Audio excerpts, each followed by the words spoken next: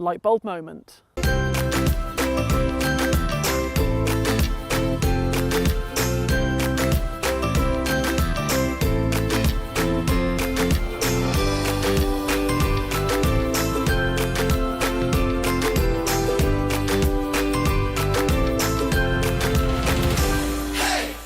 Hi, I'm Roofe, welcome to Get Gardening, and in this video we're looking at aftercare of bulbs. And it's that light bulb moment when you realise that these bulbs have been flowering their little hearts out throughout the spring months. And it's important that we do something to care for them and look after them to give us even more flowers the following year.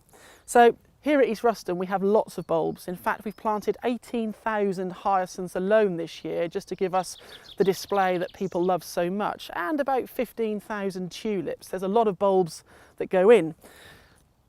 And many of our bulbs are in pots like this. So in a garden of this size, we don't really have the ability to keep all the bulbs year on year. And as you will know from growing things like tulips in the past, not all varieties are reliably perennial.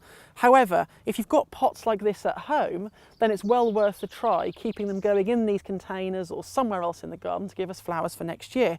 Now, as you can see, they're looking a little bit worse for wear at the minute, but that's not a bad thing. They've been flowering for a long period in the spring, and now, particularly the hyacinths here, they've finished flowering and their leaves are starting to take on that yellowy look to them. Now that's quite important because in the garden or the pot situation, that's the bulb actually starting to take back all the goodness out of this leaf and take it back into the bulb where it will store it for next spring. As you know, with bulbs, they produce one lot of roots and they have a dormant period round about sort of June, July, early August. Very, very short break, but they just sit and they almost sort of sit there and do nothing for a period. Now, for us, we could keep these in the container, and in which case we would let all this growth die back, and then we would also let the tulips die back also.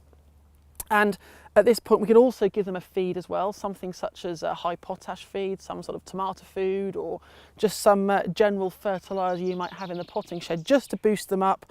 And then once all the foliage has gone yellow, and it will take up to 6 weeks after flowering for that to take place, we'll remove all that brown foliage, and then the pot then could be put somewhere out of the way, maybe at the back of the garden, somewhere tucked away, or we could top dress it with fresh compost, and we could plant the top up with some seasonal bedding. We could fill it with really nice sort of exotic coloured salvias, or we could put pelargoniums in, or we could fill it with heliotrope that have beautiful scent of cherry pie, something like that.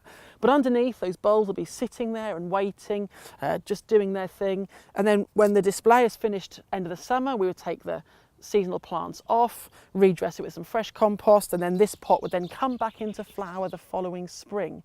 So the only reason we can do that is because we're feeding, and we're feeding when the flowers are finished and when the foliage dies down, and we allow that foliage to go yellow. And this applies to all bulbs, whether they're in containers or they're in the borders or they're in meadowy areas as well. And a lot of people tend to grow bulbs in sort of longer grass and meadowy areas. Don't be too quick to take that foliage off. Don't tie it into knots, don't put bits of elastic band around it, just let it die back naturally. And you know, in the garden situation, if you're a good gardener, then you will have other plants in there which will take over and which will detract the eye from those plants that are dying away. But bulbs are so important. They give us such wonderful colour in the spring. It really is well worth looking after them, cherishing them and nourishing them to give us flower year on year. It's not going to be, oh bugger.